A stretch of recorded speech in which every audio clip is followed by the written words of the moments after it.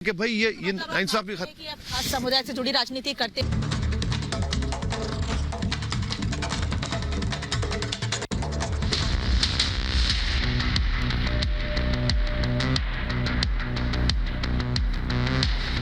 आप देख रहे हैं रिपब्लिक भारत और मैं हूं आपके साथ शाजिया निसार।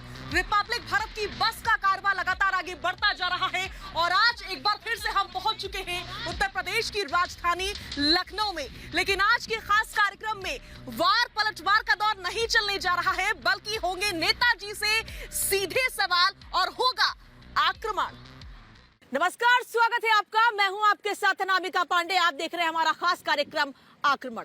नवाबों के शहर में हैं हम, लेकिन हम आज बात करने वाले हैं निजामों के शहर से अपनी खास पहचान बनाने वाले, बेबाकी से और सीधी सपाट बात करने वाले, लेकिन साथ ही आरोप लगते रहे हैं एक खास समुदाय को लेकर राजनीति करने की।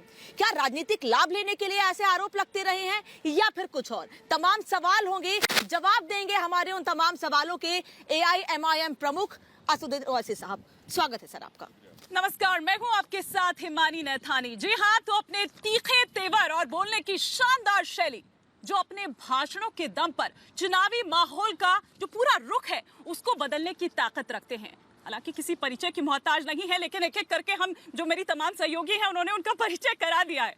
लेकिन शुरुआत में करूंगी बिना देर किए। ओवैसी साहब, यूपी के इस चुनावी समर में आपका मुकाबला किससे है? आपकी लड़ाई किससे जब आप चुनाव लड़ते हैं तो आप अपने ओपोनेंट्स को पिक एंड चूज नहीं कर सकते। तो जो भी जिस विधानसभा में हमारे प्रत्याशी होंगे, उम्मीदवार होंगे, जो भी पार्टी होगी उनसे मुकाबला होगा। मगर हमारा लक्ष्य बोलिए कि हमारी कोशिश ये है कि दो चीज़ें हैं हमारे लिए। एक तो है कि बीजेपी की दोबारा सरकार उत्तर प्रदेश में ना बने, और दूसरा है कि हमारे पार्टी के और हमने जो भागीदारी परिवर्तन मोर्चा का जो हम हिस्सा हैं उसके जितने प्रत्याशी उम्मीदवारों कामयाब हों। तो हम इन दो ऑब्जेक्टिव्स के ऊपर हम काम कर रहे हैं। मतलब दुश्मन जो मेन है वो बीजेपी है? नहीं, देखिए, बीजेपी तो अब सत्ता में है, तो हमारी कोशिश यही है कि उत्तर प्रदेश की जनता दोबारा बीजेपी को सत्ता ना दे, दोबारा इस बड़े भारत के प्रदेश के मुख्यमंत्री योगी आदित्यनाथ ना बने।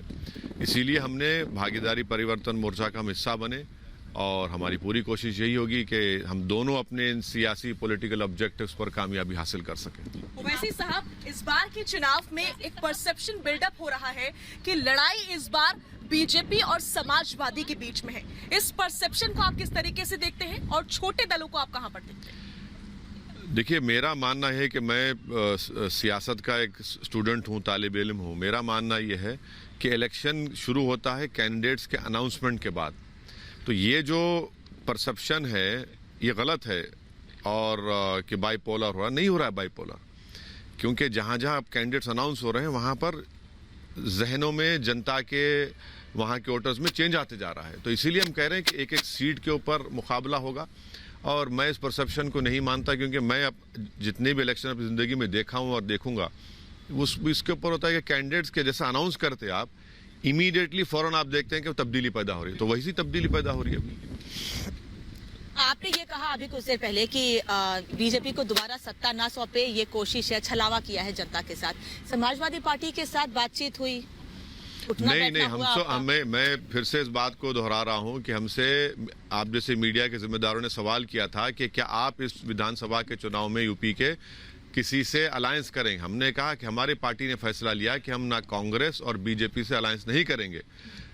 इसका हरगिज ये मतलब नहीं है कि हम दौड़े दौड़े जा रहे थे समाजवादी के पास या वो हमसे बात कर रहे थे। कोई उनसे बातचीत नहीं हुई, और उन्होंने तो साफ भी कर दिया अखिलेश यादव ने कि हमारे पार्टी के बारे में वो क्या राय रखते हैं।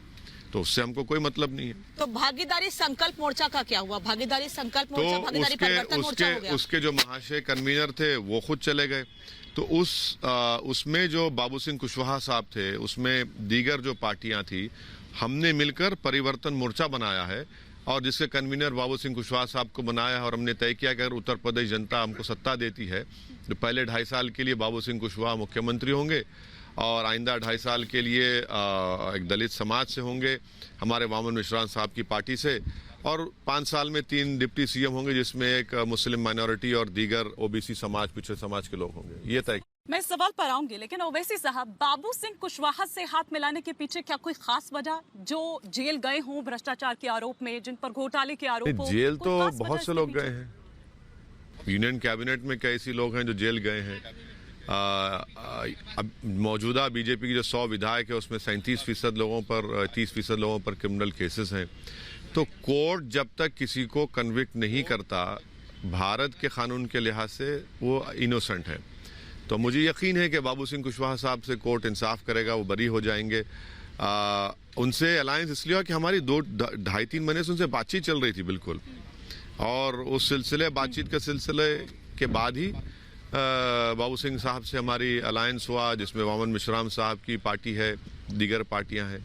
तो और हम ये समझते हैं कि ये कमज़ोरों का मिलना पूरे कमज़ोर तबकों को, बिरादरियों को एक ताकत बख्शेगा। क्योंकि बीजेपी में आप देख रहे हैं कि मैं नहीं बल्कि मीडिया ने रिपोर्ट किया कि उत्तर प्रदेश में 50% डीएम है तो अपर कास्ट कम्युनिटी से उनका ताल्लुक है। तो कहाँ बीजेपी सबका साथ, सबका विकास, सबका विश्वास। नरेंद्र मोदी को तो बीजेपी कहती कि पिछड़ा समाज, ओबीसी का सबसे बड़ा नेता है, मगर फिर आपके पोस्टिंग्स में क्या हो जाता है? हर उत्तर प्रदेश के पुलिस स्टेशन में आप जाकर देखिए कि एक मखसूस समाज के इंस्पेक्टर या ऑफिसर नजर आएंगे आपको। तो यही चीज उत्तर प्रदेश की जनता इसको महसूस कर रही है, और हम ये बता भी रहे हैं हमारे पिछड़े समाज के लोगों को कि बीजेपी ने आपको हिंदुत्व के नाम पर धोखा दिया और आपको मिला ठाकुरवाद। ओवैसी साहब, साल 2017 में 38 सीटों पर आपकी पार्टी ने चुनाव लड़ा था। इस बार 100 का ऐलान किया गया है, लेकिन वोट कटवा का तमगा आपको तब भी दिया गया था, इस बार भी दिया जा रहा है। आप इस पर क्या कहेंगे? मैं फख्र करता हूँ इस तमगे पर, मुझे कोई इसका शर्मिंदगी नहीं है। क्योंकि मान भी लिया जाए आपके सवाल को कि भाई 37 सीट पर हम लड़े, 402 में 37 लड़े ना, माँ बाकी सीट पर आप क्यों नहीं जीत गए? पूरे भारत के 2019 के लोकसभा के चुनाव में हम पूरे से 3 सीट पर लड़े। हैदराबाद में बीजेपी को हैदराबाद के अवाम ने हराया, औरंगाबाद में शिवसेना के 21 साल के एमपी को औरंगाबाद की जनता ने हराया, और किशनगंज हम लड़े, 3 लाख वोट हासिल किए, मगर कांग्रेस का एमपी जीता। माँ बाकी पर क्या हुआ आपको? 2019 में इसी उत्तर प्रदेश में बसपा और सपा ने मिलकर अलायंस किया, 75% मुसलमानों ने उनको वोट दिया, CSDS का डेटा कहता है, तब भी आप सिर्फ 15 सीट जीते। अखिलेश यादव की लीडरशिप में, अखिलेश यादव एक नाहल लीडर है पॉलिटिकली, 14 का इलेक्शन हार गए, 17 का हार गए, 19 का हार गए, 3 चुनाव आप हार जाते हैं और फिर आप उंगली हम पर उठाते हैं। भाई आप अपनी इनकॉम्पिटेंस, अपनी नाहली का भी तो जायजा लीजिए कभी। मगर नहीं, ये गुरूर और अहंकार है इनका कि ये क्यों लड़ रहे हैं। तो आप बीजेपी की बी टीम तो नहीं है? नहीं, मैं अभी बढ़कर A+ हो चुका हूँ, A+ हो चुका हूँ। अच्छा, एक सवाल ये आपसे कि आप लगातार कह रहे हैं कि हमारी पार्टी अच्छा प्रदर्शन करेगी, जो हमारा गठबंधन है अच्छा प्रदर्शन करेगा, जिनके साथ आप चुनाव में जा रहे हैं वो अच्छा प्रदर्शन करेंगे। कांग्रेस 33 सालों से सत्ता से बाहर है उत्तर प्रदेश में, बीएसपी 15 साल का लगभग समय होने वाला है सत्ता से बाहर है, लेकिन मजबूत है। कहते हैं बीएसपी का एक कोर वोट बैंक है जो हमेशा उनके साथ रहता है। आप तो अभी 2017 में चुनाव लड़ा आपकी पार्टी ने, तो कई सीटों पर तो जमानत जब्त हो गई उम्मीदवारों की, तो कितना मजबूत देखते हैं अपने आप को जब इतने एस्टैब्लिश्ड? मैं यकीनन, मैं जो हमारी पार्टी, हमारे पार्टी के जिम्मेदार जो काम कर रहे हैं, हम ये नहीं समझ रहे हैं कि हमको सब चमन पर चल के महल में पहुंच जाएंगे। हम यकीनन मानते हैं कि एक कठिन रास्ता है, खाक और खून के दरियाओं से गुजरना पड़ रहा और गुजर रहे हम। हमारे सिटिंग कॉर्पोरेटर का मर्डर हो गया मीरठ में, अंसारी का। तो ये बड़ा मुश्किल काम हम कर रहे हैं, मैंने कहा, मगर यकीनन मंजिल हमको मिलेगी, कामयाबी हमको मिलेगी। अब रहा सवाल बीएसपी का, आप देखिए कि जो लोकसभा में बीजेपी के लीडर हैं, उनके वालिद, उनके पिताजी आज समाजवादी पार्टी के कैंडिडेट हैं। आप बताइए क्या हो रहा है ये? फिर अखिलेश यादव आजमगढ़ के एमपी हैं, वहां पर अखिलेश यादव ने रमाकांत यादव साहब को टिकट दिया, और रमाकांत यादव के खिलाफ मौजूदा विधायक कौन है? उनका घर का बेटा। बदायूं के एमपी मौर्य साहब की बेटी है और मौर्य साहब सपा में है। बदायूं का एक्स एमपी धर्मेंद्र यादव साहब, उनकी बहन बीजेपी की जिला परिषद चेयरमैन है। अरे भाई ये क्या कर रहे हैं? ये कौन सा समाजवाद है? ये कौन सा आप पिछड़ा समाज की या सोशल जस्टिस की, सामाजिक न्याय की आप बात कर रहे हैं? आप तो मिल बैठकर घर में सब बांट ले रहे हैं ना। तो कौन सा जनता का फायदा और उत्तर प्रदेश का? आपने सीटों का जिक्र किया, आप कह रहे हैं कि वो परिवार को टिकट दे रहे हैं, वो ज्यादा नहीं परिवार के साथ साथ मैं बता रहा हूँ कि आप बताइए कि एक घर में एक पिता अपने बेटे के खिलाफ लड़ेगा। लेकिन सर सवाल तो आप पे भी उठ रहा है ना कि आपने कहा हमारी पार्टी 100 सीटों पर चुनाव लड़ेगी उत्तर प्रदेश में, लेकिन कहा यह जा रहा है आप सेफ सीट ढूंढ रहे हैं। मुख्यमंत्री पे आरोप लगा के आप लोग ने आरोप लगा दिया कि भाई गोरखपुर सेफ सीट है, वहां से लड़ेंगे। अखिलेश यादव मैनपुरी उनकी सेफ सीट है, वहां से लड़ेंगे। आप पे आरोप लग रहे हैं वो 100 सीटें आप वहां उतारना चाह रहे हैं अपने प्रत्याशी जो मुस्लिम बाहुल्य है, जिनकी राजनीति करने के आरोप पे लगते रहे। सेफ गेम तो आप भी खेल रहे हैं उत्तर नहीं, प्रदेश में। सेफ गेम का सवाल नहीं है। हम इस भागीदारी परिवर्तन मोर्चा के हिस्से में जो हमको सीटें मिली हैं अलायंस में, हम उन सीट पर लड़ रहे हैं और पूरा मोर्चा लड़ेगा। तो सेफ और अनसेफ का सवाल नहीं है। हमको तो अपनी किस्मत को आजमाना है, मेहनत करना है, जुस्तजू करना है। रहा सवाल योगी आदित्यनाथ का, तो वो तो आप लोगों ने मीडिया में चलाया था कि वो कहां से लड़ेंगे, अयोध्या से लड़ेंगे, फिर अचानक वो तब्दील हो गया, वो चले गए गोरखपुर। तो उनका डिसीजन है, उनकी पार्टी का डिसीजन है। हमारी पार्टी के लिए जो अच्छा होगा हम करेंगे। तो इसमें हर पॉलिटिकल पार्टी करती है, तो इसमें मुझे ही इस बोलना है कि हम ये करें नहीं। हमारा स्ट्रांग पॉइंट्स है, हम लोग उस विधानसभा में 5 साल से काम कर रहे हैं, तो उस पर हम लड़ेंगे उस पर। जब आप हिस्सेदारी की बात करते हैं तो उसकी डेफिनेशन क्या है? मैं चाहूंगी कि थोड़ा आप हमारे दर्शकों को एलाबोरेट करें। देखिए, हिस्सेदारी की जो लड़ाई है वो ये है कि मुस्लिम माइनॉरिटी उत्तर प्रदेश में बरसों से झोली भर भर कर खैरात के तौर पर समाजवादी पार्टी को वोट दिया। उनको क्या हिस्सा मिला? पॉलिटिकल एम्पावरमेंट नहीं मिला, उनको स्कूल नहीं मिले, इसलिए हाईएस्ट ड्रॉप आउट रेट मुस्लिम माइनॉरिटी का यूपी में है। सबसे कम ग्रेजुएट्स 4% हैं तो मुस्लिम माइनॉरिटी के हैं। सबसे ज्यादा अनएम्प्लॉयड अगर हैं तो मुस्लिम माइनॉरिटी हैं, ओबीसी और दलित को ले भी लिया जाए। सबसे ज्यादा जो माइग्रेशन यूपी से होता है, 51% मुस्लिम्स का माइग्रेशन आउटसाइड यूपी होता है या देश के बाहर होता है, और सबसे ज्यादा रेमिटेंस आता है तो मुसलमानों का आता है। डेटा है पूरा ये। इसके बावजूद भी जो सही मानों में उनसे इंसाफ होना, उनको उनका हिस्सा मिलना, इज्जत मिलना, डिग्निटी मिलना नहीं मिली। मैं एक मुकम्मल कर दीजिए। मुजफ्फरनगर का कांड हुआ, कौन थे भाई? मुख्यमंत्री अखिलेश थे।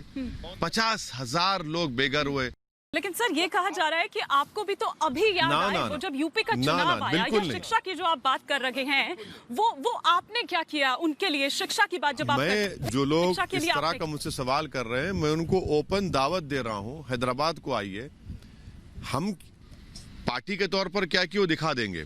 हमने टीआरएस सरकार से रिप्रेजेंट करके किसी भी स्टेट में इंडिया में इस तरह का काम नहीं हुआ कि 6th क्लास से 12th क्लास तक।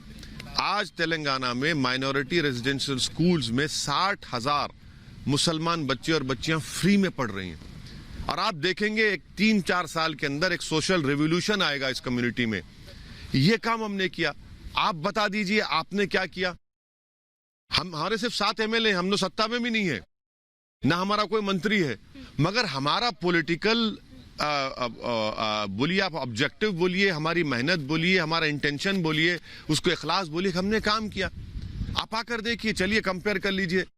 हम यही तो बता रहे हैं कि एजुकेशन में, तालीम के मैदान में कुछ नहीं किया आपने, अनएम्प्लॉयमेंट में आपने कुछ नहीं किया। आज आप जाकर देखिए, जो हमारे अंसारी बरादरी है, जो पावर लूम्स हैं, कोड़े के दाम बिक रहे हैं। अच्छा, उत्तर प्रदेश में सबसे भी है कि दरी बिछाने वाला आप मंच से बयान बिल्कुल सही है, बिल्कुल सही। दरी बिछाने का मुकद्दर हमारा बन गया। और सबसे ज्यादा अफसोस की बात तो ये है कि उत्तर प्रदेश में हाईएस्ट इंडिया में बीफ का, कैरा बीफ का एक्सपोर्ट होता है। करोड़ों रुपया भारत को आते हैं। 26,000 करोड़ करीब इस साल हुआ, 22,000 करोड़ हुआ। आप वही कुरैश बरादरी को दुकान खोलने नहीं देते, मगर आप बोलते हैं कि हाँ बफेलो बीफ तुम एक्सपोर्ट कर सकते हैं भारत को और डॉलर आ सकता है, मगर उसको आप रोजगार नहीं देते। तो यही तो आप देखिए कि गांव रक्षक को बना दिया आपने, जिससे पूरी कानपुर, आगरा की लेदर इंडस्ट्री बर्बाद हो गई। लाखों दलित और मुसलमान बेरोजगार हो गए। यही हिस्सेदारी का मतलब है, यही इंसाफ की बात हम कर रहे हैं कि भाई ये इंसाफी खास समुदाय से जुड़ी राजनीति करते हैं, जो आरोप लगते रहे हैं। नहीं, देखिए खास समुदाय की राजनीति बीजेपी और समाजवादी पार्टी करती है कि सत्ता मिलने के बाद, सत्ता मिलने से पहले सबको बोलते हैं कि भाई सबका साथ सबका विकास, मगर जब बाबा मुख्यमंत्री बन गए तो बाबा को सिर्फ एक ही बिरादरी नजर आती है। तो आपको क्या लगता है, आप खुद को मुस्लिम लीडर बताते हैं, मुसलमान लीडर बताते हैं? नहीं, हरगिज नहीं, मैं तो लीडर भी नहीं हूँ। ना मैं इस आपसे देश किसने का एक कहा? आम नागरिक होने के नाते बता दीजिए, आपको क्या लगता है यूपी में सबसे ज्यादा धोखा मुसलमानों को किस पार्टी ने दिया है? देखिए, अगर आप देखेंगे कांग्रेस को सत्ता मिली तो आज कोई बात नहीं करता, कांग्रेस के लीडर बात नहीं करते कि जलियांवाला बाग के बाद मुरादाबाद की ईदगाह में 400 मुसलमानों को गोली मार दी गई। कोई नहीं बात करता। पूछिए इन कांग्रेसियों को कि अगस्त में क्या हुआ था ईद के दिन। हाशिमपुरा मलियाना मिला, समाजवादी की सरकार बनी, हाशिमपुरा का इंसाफ नहीं हुआ, फिर दोबारा अखिलेश को मुख्यमंत्री बनाया गया, मुजफ्फरनगर मिला। बीएसपी की सरकार बनी तो बाबरी मस्जिद के क्रिमिनल ट्रायल में आपने नोटिफिकेशन जारी नहीं किया। तो जब तक उत्तर प्रदेश हो या भारत के मुसलमान अपनी एक इंडिपेंडेंट पॉलिटिकल लीडरशिप को नहीं बनाएंगे, आपका एक्सप्लॉयटेशन होगा, आपकी नाइंसाफी होती रहेगी और आपके मुकद्दर के फैसले आप नहीं करेंगे। पॉलिटिकल लीडरशिप बिल्कुल मुसलमान नहीं बनाते, बिल्कुल बनाना चाहिए। हक और इसमें हुकूक की बात इसमें करते हैं। सुनिए मैं मुकम्मल, इससे भारत की जमहूरियत मजबूत होगी, वो जो रेडिकल एलिमेंट्स हैं उनको शिकस्त मिलेगी और जमहूरियत, डेमोक्रेसी, लोकशाही, संविधान और मजबूत होगा। आप एक कम्युनिटी को दबा रहे हैं, उनका हक नहीं दे रहे हैं, उनको इज्जत नहीं दे रहे हैं, डिग्निटी नहीं दे रहे हैं। अरे बेशर्मी की यह हद हो गई कि आप अपने घर को किसी बुलाकर फोटो लेते हैं और उसको जलील करके भिजा देते हैं। आप इससे बढ़कर और क्या होगा बताइए? लेकिन सर, जब मुख्यमंत्री बनाने की बात आती है तब आप भी तो 2.5 साल बांटते हैं, लेकिन 2.5 साल कुशवाहा जी के लिए और 5 साल पहले डिप्टी सीएम मुसलमान और दूसरे पिछड़ा समाज का होगा। ठीक है, लेकिन मेन सीट पे क्यों नहीं? ना, मेन सीट पे क्यों नहीं? बिल्कुल तो आप नहीं भी है, वही कर बिल्कुल रहे नहीं हैं। है। तो ये आप सिर्फ समझ नाइंसाफी रहे हुई। कि डिप्टी सीएम हो जाएगा, नहीं, बल्कि एक पूरा एक प्रोग्राम बनाया गया है स्कूल्स का, स्कॉलरशिप का, वक्फ प्रॉपर्टीज के प्रोटेक्शन का, हमारे अंसारी बरादरियों के पावरलूम को मजबूत बनाने का, खुरेश बरादरी का, इसमें पूरा एक प्रोग्राम बनाया गया है। ऐसा नहीं है कि सिर्फ आप ये पूरा एक प्रोग्राम बनाया गया, उस पर काम भी होगा अगर उत्तर प्रदेश जनता हमको अपना मौका देती है तो। ठीक है। वैसे साहब, मुसलमानों को लेकर के ही मेरा सवाल है। आपने अपनी कई तकरीरों में कहा है कि मुसलमानों के साथ नाइंसाफी होती है, आप हक और हुकूक की भी बात करते हैं, आप कहते हैं कि एक लीडरशिप चुननी होगी मुसलमानों को अपनी, लेकिन अगर मैं आपकी ही पार्टी की बात करूं तो आप भी हिंदू प्रत्याशी मैदान में उतारते हैं? हाँ, बिल्कुल उतारना चाहिए, क्यों नहीं उतारना चाहिए, यकीनन उतारना चाहिए। इसका मतलब ये तो नहीं है कि मैं किसी और मजहब के खिलाफ हूं, मैं कभी नहीं था, ना कभी रहूंगा इंशाअल्लाह। हम तो ये कह रहे हैं कि भाई सामाजिक न्याय की जब आप बात कर रहे हैं तो आप सबको तो उनका हिस्सा मिलना चाहिए ना। ये नहीं है कि सिर्फ एक ही कास्ट और एक ही क्लास के हाथ में इख्तिदार रहे, पावर रहे और वो मोनोपोलाइज करते रहे और डिस्क्रिमिनेट करते रहे पिछड़ा समाज से। मुसलमानों के नेता नहीं बल्कि सबके नेता। मैं नेता हूं ही नहीं, मैं मेरी सोच में मैं नेता नहीं हूं। मुझे अवाम ने वोट डालकर कामयाब किया, मैं वही जिम्मेदारी को समझ रहा हूं, निभाने की कोशिश कर रहा हूं। जिसको नेता बनना है मुबारक हो भाई। मैं उत्तर प्रदेश को अपने लिए नहीं आया, मैं उत्तर प्रदेश में हिस्सेदारी की लड़ाई लड़ने के लिए आया हूं और मुझे यकीन है कि मुझे कामयाबी मिलेगी। आपने पिछले दिनों एक बयान दिया था, आपने कहा था कि उत्तर प्रदेश में मुसलमानों की स्थिति बड़ी दयनीय है। डेटा जारी किया, इतने लोग, इतने % अशिक्षित हैं, इतने बेरोजगार हैं, मुस्लिम खास तौर पे आपने बोला। आपने एक शब्द इस्तेमाल किया, मुस्लिम अपीजमेंट नहीं हुआ है। डेटा जारी किया आपने, सरकार डेटा जारी करती है, डेटा में आपको कुछ बता देती है कि हमने मुस्लिमों के लिए खास क्या किया है। उनका ये कहना है अल्पसंख्यक छात्रों को हमने स्कॉलरशिप दी है 829 एक मिनट रुक जाइए, एक मिनट इसी पर रुक जाइए। झूठ। मोदी गवर्नमेंट में मदरसा मॉडर्नाइजेशन स्कीम है, इनको 40% शेयर देना है। 4 साल से उन मदरसों में पंडित लोग भी जाकर हिंदी पढ़ाते हैं, 4 साल से तनख्वाह नहीं दिए। झूठ है ये।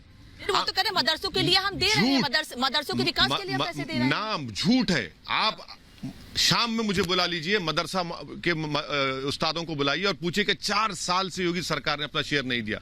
पार्लियामेंट में मैंने उठाया, मुख्तार अब्बास नकवी ने कहा कि हाँ ये बात सही है कि हमको 5000 करोड़ देना है बकाया। अब तक नहीं दिया गया, ना सेंट्रल गवर्नमेंट दी ना योगी सरकार दी। आप मदरसा के जितने आप बुला लीजिए अपने प्रोग्राम में और बोलिए असदुद्दीन ओवैसी ने बात कही। अगर मैं झूठा हूं तो मुझे झूठा कह दीजिए आप। दूसरा सवाल बोलिए आप। ध्रुवीकरण की राजनीति नहीं करते हो वैसे? कौन कहा? देखिए, अब जब मैं कह रहा हूं कि आपकी स्कीम है, आप पैसा क्यों नहीं देते? अच्छा आपको बताऊं, और एक बात बताऊं, गवर्नमेंट ऑफ इंडिया में मल्टी सेक्टरल डेवलपमेंट प्लान है जो यूपी में 1600 करोड़ 2 साल में दिए गए। कितना खर्चा किया भाई आपने? अच्छा, प्रधानमंत्री ग्रामीण आवास योजना पूछ लीजिए उनसे, मैंने RTI डाला, आपने सैंक्शन किया, दिया नहीं आपने मुसलमानों को। आपकी बात ठीक है, मेरा सवाल ये है, क्या आप ध्रुवीकरण की राजनीति नहीं कर रहे हैं? नहीं कर रहा हूँ, क्यों करूंगा मैं? नहीं, क्योंकि हम लोग, आप ये मैसेज देने की कोशिश कर रहे हैं हम अलग हैं, हम योगी से अलग हैं, हम खास देखिए धर्म की राजनीति नहीं करते। क्या मैंने लेकिन विकास के तो उन्हीं की बात कर रहे हैं। क्या मैंने अब्बा जी कहा, क्या मैंने 80-20 कहा, क्या मैंने जिना की अपनी जबान से कहा? तो नहीं क्या, वो तो कह रहे थे कि अब्बा जान तो सम्माननीय शब्द है, अब्बा जान कहने में क्या कहते हैं ना दिक्कत कि आप बीजेपी के खिलाफ हैं, आप कांग्रेस के खिलाफ हैं, आप जेडीएस के खिलाफ है उधर कर्नाटक में, आप ममता जी के खिलाफ, मतलब अगर आप सबके खिलाफ हैं तो ये खिलाफत करके आप मुसलमानों को कहाँ अलग-थलग कर रहे हैं? अलग करके ले जाना चाह रहे हैं? अगर ममता बनर्जी को फखर है अपना चंडी पाठ पढ़ने का, अपना जनियोधारी बोलने का, तो क्या मैं तो अपनी मजहब की बात या रिलीजन की नहीं कर रहा हूँ। मैं तो ये कह रहा हूँ कि जो अल्पसंख्यक समाज है उनको अपना हिस्सा दीजिए ना। आप उनको सिर्फ वोट बैंक की तरह इस्तेमाल कर रहे हैं। आपको मालूम मैडम, मालदा और मुर्शिदाबाद में जो ग्राउंड वाटर है, WHO के गाइडलाइन से बदतरीन पानी मिलता है उनको। यूपी पुलिस के नाम पर बीजेपी आईटी सेल की जैसी बातें करके आप उनको डराते हैं। आपने बहुत अच्छा सवाल तो किया। फिर आप क्या करें? कानपुर की मेरी स्पीच है 45 मिनट की, 45 सेकंड का कट एंड पेस्ट का जवाब किया हमने, 2 मिनट की पूरी स्पीच डाली। उसमें किसी रिलीजन के खिलाफ, मजहब के खिलाफ नहीं कहा। वहां पर एक 80 साल के मुसलमान को, बूढ़े को, उस पर्टिकुलर पुलिस थाने के लोगों ने दाढ़ी खींचकर उस पर पेशाब कर दिया। वो कंप्लेन दिया, अब तक एक्शन नहीं लिया गया था उस पर। और हमको कौन दिया इन्फॉर्मेशन मालूम है आपको? एक दलित पुलिस ऑफिसर ने लगा कि ओसीजी बोल सकते हैं, मतलब लाओ अगर सच्चाई है तो बोलेंगे ना। मालूम क्या सच निकला। आज भी हम कह रहे हैं बताइए वो हुआ नहीं हुआ, उस पर जुल्म हुआ नहीं हुआ और क्यों एक्शन नहीं लिया जाएगा। अच्छा एक बात सुन लीजिए आप, मैं जो बात कर रहा हूं ना समझ में आएगा। प्रयागराज में रेलवे रिक्रूटमेंट बोर्ड के एंट्रेंस एग्जाम में लाठीचार्ज हुआ बच्चों के ऊपर 2 दिन पहले। 6 पुलिस ऑफिसर को सस्पेंड कर दिया योगी आदित्यनाथ ने। भैया जो CAA, NPR, NRC में 24 मुसलमानों को गोली मारकर आपने मार दिया, एक FIR इशू नहीं हुआ। Justice Sudarshan Reddy, retired supreme court जज, justice MR Shah Delhi high court के, उनकी रिपोर्ट है कि उनको मर्डर किया गया उन बच्चों को प्रयागराज में। मैं भी उसको कंडेम करता हूं लाठीचार्ज, मगर आपने चंद घंटों में जो बच्चों को पीटा गया, सर फोड़ा गया, आपने 6 पुलिस वालों सस्पेंड कर दिया। यहां पर गोलियां चले आपने। ये कौन सा सबका साथ, सबका विकास, सबका विश्वास है बताइए आप मुझे? ध्रुवीकरण राजनीति मैं नहीं कर रहा हूं ना, ये तो सरकार खुद कर रही है। वैसे साहब वो हिंदू की बात करते हैं, हिंदू के अधिकार की बात करते हैं। नहीं, मैं हिंदू मुस्लिम नहीं कर रहा हूं। मैं ये कह रहा हूं कि संविधान में इक्वालिटी की जब बात हुई, सब्सटेंटिव इक्वालिटी की बात हुई, संविधान में ये नहीं कहा गया कि एक मजहब का साथ दो, दूसरे का उसको दबाओ। संविधान में सबको बराबरी का हिस्सा दिया गया है ना, तो आप कम से कम इंसाफ तो करिए। आप राष्ट्रवाद जैसी बात आपकी तकरीरों में कही जाती है। नहीं, हिंदू राष्ट्रवाद की बात, हिंदू राष्ट्र का मैं खिलाफ हूँ। मुसलमानों के साथ नाइंसाफी नहीं, बिल्कुल हिंदू राष्ट्र के खिलाफ हूँ, क्योंकि बाबा साहब अम्बेडकर संविधान के खिलाफ जाता है हिंदू राष्ट्र। हमको तो इंडियन नेशनलिज्म की बात करनी चाहिए। भारत ऐसा देश है जिसका कोई मजहब नहीं है, ना रहेगा। भारत सब मजहबों को मानता है, जो खुदा को नहीं मानता उनको ही मानता है। कालीन बिछाने के लिए बना दिया गया है, दरी बिछाने के लिए बना दिया बिल्कुल सही है, ये हकीकत है। लेकिन सिर्फ मुसलमानों की ही बात क्यों होती है? हिंदू, मुस्लिम, सिख, ईसाई आपस में हम भाई भाई की बात क्यों नहीं होती है? बिल्कुल भाई, जब भाई हैं तो हिस्सा दीजिए ना। ये कौन सी भाई की मोहब्बत है कि आप ऊपर चढ़ते जाएंगे? इंटरडिपेंडेंट जो ऑपरेबिलिटी है, जो उसका डेटा देख लीजिए। अगर जो 1960s, 70s और 80s में जो नॉन मुस्लिम लोग थे, उनकी औलाद अपने बाप से ज्यादा तरक्की की, और जो बाप से ज्यादा नीचे पहुंच गया मुसलमान है। वर्ल्ड बैंक का डेटा है भारत के ताल्लुक से, यूपी के ताल्लुक से, महाराष्ट्र के ताल्लुक से। ये मैं नहीं कह रहा हूं, इसका जिम्मेदार मैं हूं क्या? इसका जिम्मेदार वो लोग हैं जो सत्ता में थे और उन्हें संविधान पर ओथ तो लिया मगर इंसाफ नहीं किया। एक सवाल मैं आपसे पूछना चाहती हूँ। आप दाल और डाल में बखूबी अंतर समझते हैं, तो सवाल मेरा यह है आपसे कि पीएम मोदी को आप मोदी जी क्यों कहते हैं? मोदी जी, मोहब्बत ज्यादा है? अब मैं क्या बोलूं, प्रधानमंत्री हमारे बोलेंगे। हाँ, मेरे प्रधानमंत्री हैं, देश के प्रधानमंत्री हैं, मगर बीजेपी कहती है कि वो ओबीसी के सबसे बड़े नेता हैं। लेकिन आप मोदी जी क्यों कहते हैं? मेरा सवाल आपसे ये है। नहीं, क्या कहूँ उनको, बोलिए क्या कहूँ, आप बोल दीजिए। प्रोनाउंसिएशन तो मोदी कहलाता है। हाँ, तो इसलिए मैंने कहा दाल और डाल में अंतर है। ठीक है, प्रधानमंत्री कह देते हैं उनको, आपको इत्मीनान दिलाने के लिए। प्रधानमंत्री से मुझे याद आया, पूर्व उपराष्ट्रपति हामिद अंसारी ने एक बात कही, शायद आपको, आपके नॉलेज में होगी वो बात, आपका रिएक्शन क्या है उस पर? मैडम देखिए, मैं आपसे बड़ी इज्जत के साथ कहना चाह रहा हूं कि मैं इस सवाल का जवाब देकर हामिद अंसारी के खिलाफ जो साजिश की जा रही है कि उनको देशभक्त नहीं है साबित करना, मैं इसका जवाब नहीं दूंगा। हामिद अंसारी इस देश के 2 मरतबा के वाइस प्रेसिडेंट, हामिद अंसारी 40 साल तक इस देश के IFS। लेकिन ऐसे मंच से नहीं, उन्होंने बोला ना, जिसका आरोप लगता है कि देश में दंगे भड़काता है। वहाँ फंडिंग होती है। मेरी बात सुनिए। 40 साल तक डिप्लोमेटिक सर्विस में भारत के झंडे को रोशन किया। देश का नाम कहाँ खराब होता है बताऊं मैं आपको? हरिद्वार और रायपुर में जिस तरह की जबान इस्तेमाल की गई और कहा गया कि म्यांमार और रोहिंग्या मुसलमानों की तरह भारत के मुसलमानों का हाल कर दिया जाएगा। इंसानियत को बचाना है तो इनका कत्ल कर दो। भारत का नाम कब खराब होता है? जब उस धर्म संसद में कोई खड़े होकर कहता है कि अगर मैं पार्लियामेंट होता तो देश के उस वक्त के प्रधानमंत्री को गोली मार देता। आपने ग्राहम स्टैंटन का नाम सुना होगा, जिसने रुवांडा के जेनोसाइड के बारे में प्रेडिक्शन किया था। वो भी आज कह रहे हैं कि भारत में जेनोसाइड हो सकता है। हम ना हो, हम मानते हैं, हम मगर ये जो इससे भारत का नाम बदनाम होता है। चलिए, मैं वापस उत्तर प्रदेश के चुनावी सफर में ही आती हूँ। आजकल उत्तर प्रदेश में नेताओं को सपने बहुत आते हैं, सपने बहुत आ रहे हैं। नहीं, मैं सपनों का सौदा, मैं प्रधानमंत्री की तरह सपनों का सौदागर नहीं हूँ। ना मुझे अखिलेश की तरह सपने आते हैं, ना बीजेपी के राज्यसभा के MP तरह सपने में आते हैं कि आकर कह देते हैं कि भाई मुझे कृष्ण ने कह दिया कि मैं मुख्यमंत्री बन गया, तो भाई आप सपनों में रहिए, हकीकत की दुनिया में आइए ना। देखिए, भारत के संविधान में आर्टिकल 51 में कहा गया साइंटिफिक टेम्परामेंट डेवलप करिए। अब जब इतने बड़े प्रदेश का एक शख्स 5 साल मुख्यमंत्री रहा है, वो क्या बात कर रहा है? कौन सी दुनिया की बात कर रहे हैं वो? अरे क्या आप मैसेज दे रहे हैं लोगों को? आप तो इससे अपना ही मजाक उड़ा रहे हैं इस तरह की बातें करके।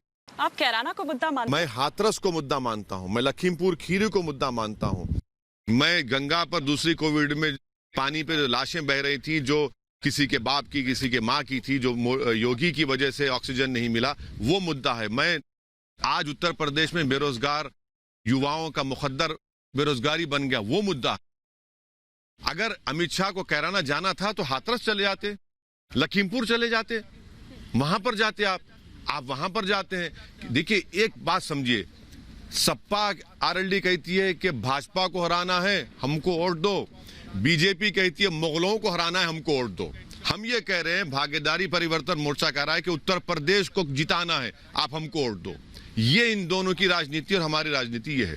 राकेश टिकैत से कुछ नाराजगी है आपकी? क्या आपने कहा कि राकेश टिकैत बीजेपी के लिए काम करते हैं, जहां पे दिन में वो पढ़ाई करते हैं, वहां जाके ट्यूशन लेते हैं? 2017 में हिंदू अखबार की रिपोर्ट है कि ये महाशय योगी आदित्यनाथ के पास जाकर मुजफ्फरनगर के कांड में जो एक्यूज थे उन पर केस विड्रॉ करने के लिए ये डेलीगेशन में जाकर मिले। ऐसे आरोप तो आप पे भी लगे हैं कि आप इसलिए मैदान में हैं कि मुस्लिम वोट खासतौर पर आपके साथ वोट बट जाए। मुजफ्फरनगर का कांड भारत की तारीख का एक बदनुमा दाग है, और ये महाशय पूरे डेलीगेशन के साथ जाकर योगी आदित्यनाथ से मिले कि केसेस विड्रॉ करो। बोलिए, उनको झूठ है क्या? ये पूछ लीजिए उनसे। ओवैसी साहब, मेरा अगला सवाल आपसे ये है कि आपको क्या लगता है, यूपी का मुसलमान बीजेपी के साथ है या फिर नहीं इस बार? 300 सांसद में एक मुसलमान नहीं है। आपके इतने 300 के ऊपर आपके विधायक हैं, एक मुसलमान नहीं है। अब यही तो बोलते ना कि अंग्रेजी में proof pudding is in the eating. आप तो देते ही नहीं है, और आप इस तरह की जबान इस्तेमाल करते हैं 80 और 20।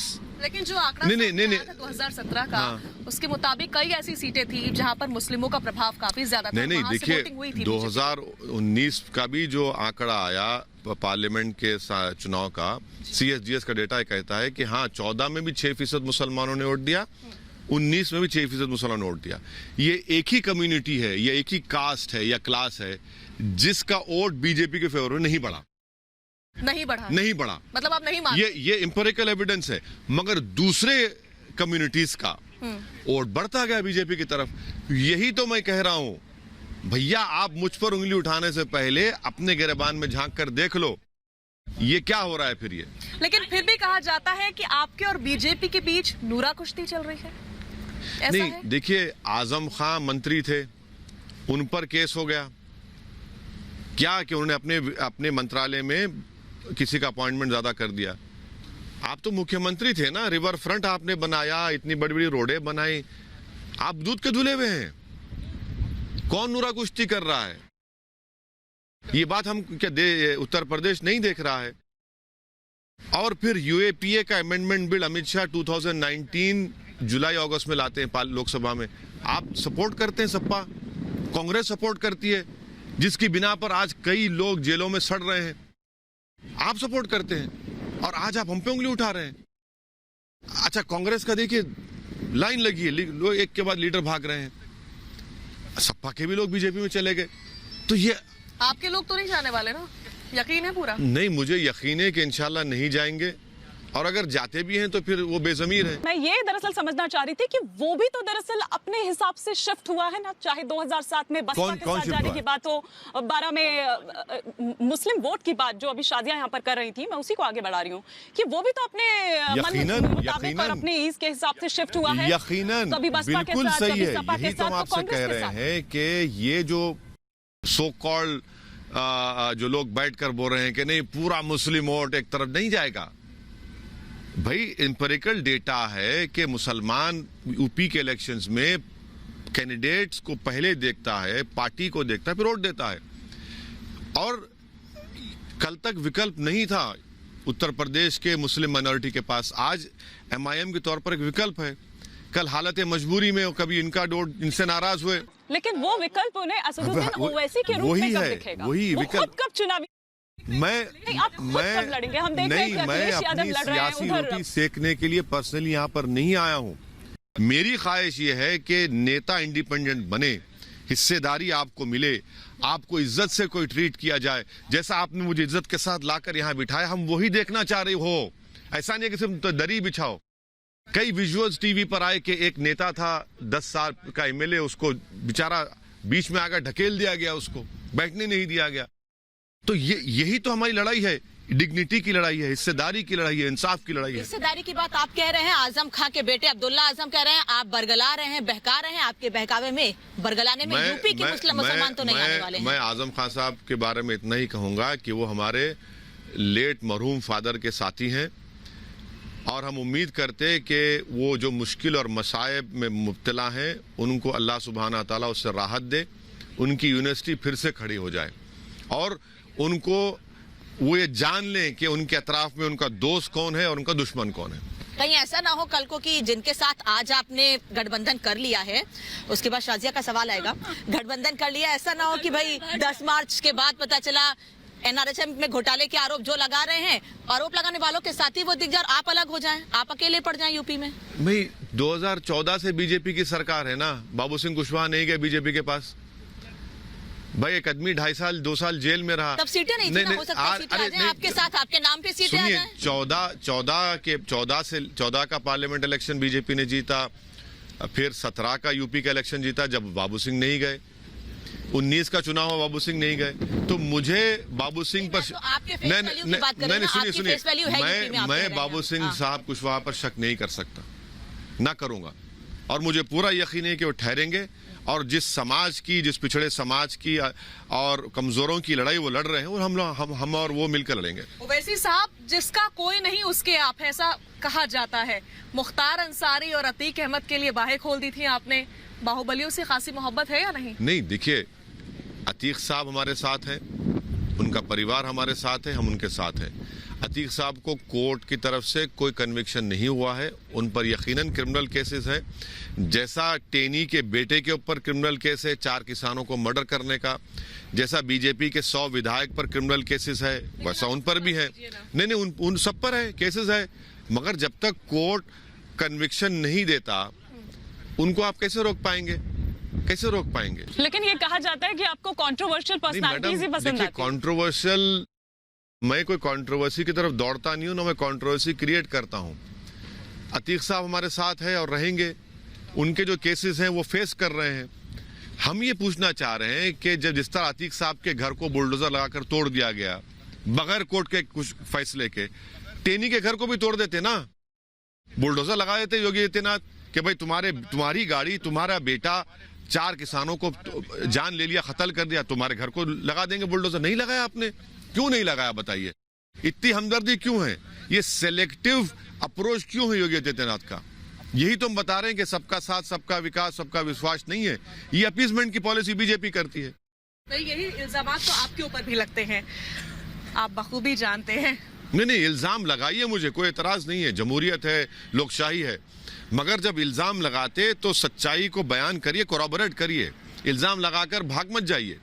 और जैसा कि हम आप बैठकर बात कर रहे हैं, आप बोलिए कि ये इल्ज़ाम लगता, हम उसका जवाब देने तैयार हैं। वैसे साहब, हैदराबाद के बाद से बिहार में आपकी पार्टी ने अच्छा प्रदर्शन किया, उसके बाद से आप काफी पॉपुलर हुए, आप बहुत अच्छे से जानते हैं, लेकिन बावजूद इसके इस चुनाव में भी आप सिर्फ 100 सीटों पर यूपी में उतर रहे हैं। ऐसा क्यों? इससे ज्यादा सीटें क्यों? नहीं, हम तो इस परिवर्तन भागीदारी परिवर्तन मोर्चा के हिस्से में हमारी पार्टी को इतनी सीटें आई हैं, उन्हीं सीटों पर हम लड़ रहे हैं और पूरे दूसरी जगह पर भी हम जाके कैंपेन करेंगे।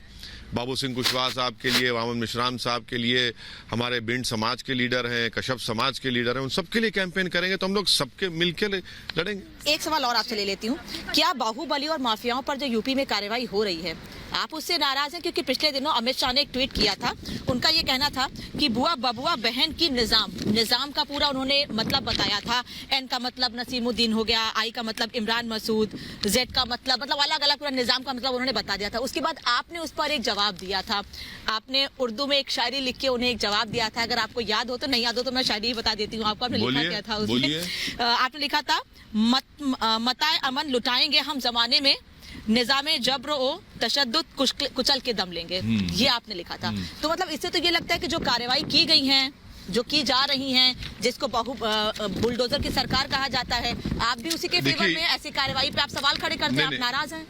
योगी राज है यूपी में, तो हमने कहा था राज का मतलब आर से रिश्वत,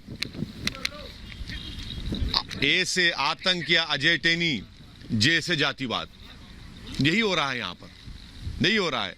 अगर आप अतीक साहब के घर को बुलडोजर लगाए, भाई टेनी के घर को लगाइए ना, उन पर भी उनके बेटे पर इल्जाम है, आप नहीं लगाते, क्यों नहीं लगाते? आप तो सिलेक्टिव अप्रोच है आपका, जिससे साफ जाहिर होता है कि आप उन्हीं लोगों को तकलीफ देना चाहते हैं जो कमजोर हैं, मगर जो ताकतवर है आप कभी नहीं इस्तेमाल नहीं करें। मुख्यमंत्री चेहरा कौन है? Last question. हमने कहा कि बाबू सिंह कुशवाहा साहब, अगर उत्तर प्रदेश की जनता हमको आशीर्वाद अपनी मोहब्बत से वोट से कामयाब करेगी तो 2.5 साल के लिए, पहले 2.5 साल के लिए बाबू सिंह हो गए। सर, कूप के जरिए कुछ सवाल आ रहे हैं, मैं वो पूछूं, लेकिन एक छोटा सा जवाब मैं आपसे चाहूंगी कि कहा जा रहा है कि ये 2022 का चुनाव 2024 का सेमीफाइनल है, मतलब योगी जी 22 में और 24 में मोदी जी। तो आपको क्या लगता है कि इस चुनाव में ये विधानसभा का चुनाव है, पार्लियामेंट का चुनाव मुख्तलिफ होगा। आप एक हिस्ट्री है, अगर किसी ने यूपी जीता तो 24 में उन्होंने पार्लियामेंट हार भी गए, तो इसका डेटा है बाबा। तो मैंने मानता कि ये पर्टिकुलर विधानसभा का चुनाव है, जो विधानसभा और स्टेट के इश्यूज के ऊपर जनता वोट देगी, किसान वोट देगा, बेरोजगार युवा देगा, मुस्लिम समाज के और पिछड़ा समाज के लोग हिस्सा लेंगे। और वैसे साहब, ये तो हमारे सवाल हो गए, लेकिन जनता के 2 सवाल हैं, जल्दी से मैं आपके आगे रख देती हूँ। कू ऐप है जो कि स्वदेशी ऐप है, उसी पर जनता ने अपने सवाल रखे हैं। यूपी में किसका खेल बिगाड़ेगी आपकी पार्टी, यानी कि AIMIM? हम खेल बिगाड़ने नहीं आए, हम अपना काम सही करने आए हैं। देखिए, इलेक्शन कोई लड़ता है ना तो किसी को जिताने हराने के लिए नहीं, कैंडिडेट खुद जीतना चाहता है। हम जीतने क्या चाहते हैं? हम हिस्सेदारी की लड़ाई लड़ रहे हैं, हम हिस्सेदारी चाहते हैं, कमजोर तबकात की, मजलूमों से इंसाफ चाहते हैं, वो हम लड़ाई लड़ रहे हैं। दूसरा सवाल है, 2 CM और 3 डिप्टी CM के फॉर्मूले के पीछे ओवैसी की क्या सियासी सोच है, ये जनता जानना चाहती है। सोच यही है कि कमजोरों को ताकत मिले, कमजोरों से इंसाफ मिले, क्योंकि अगर ओबीसी समाज को बीजेपी ने हिंदुत्व के नाम पर ठगा और राज दिया, ठाकुरवाद दिया, अखिलेश ने समाजवाद के नाम पर यादववाद दिया, अब ये तमाम कमजोर तबकात मिलकर ये कोशिश कर रहे हैं कि इनको सत्ता मिले और इनको इज्जत मिले और उनसे इंसाफ हो। सवाल तो यूं कई है, लेकिन समय इतनी की ही इजाजत दे रहा है। अनामिका और शाजिया, बहुत बहुत शुक्रिया ओवैसी साहब, आप हमारे साथ जुड़े। तो इसी के साथ फिलहाल हमारे इस खास कार्यक्रम आक्रमण में फिलहाल इतना ही, और इसी तरीके से रिपब्लिक भारत की बस आगे बढ़ती रहेगी, कू का सफर भी आगे जारी रहेगा। हम चाहेंगे कि हमारे जो भी दर्शक हैं, जो भी रिपब्लिक भारत वॉच करते हैं, वो कू एप्लीकेशन पर जाए और हर रोज अपने विचार रखें और साथ ही साथ सवाल भी पूछें। और आक्रमण में ऐसे ही सवाल जवाब का सिलसिला आगे भी चलता रहेगा, और भी खास शख्सियत उत्तर प्रदेश के हमारे साथ होंगी और भी राज्यों के होंगी। सवाल आपके होंगे, जवाब उन नेताओं के होंगे।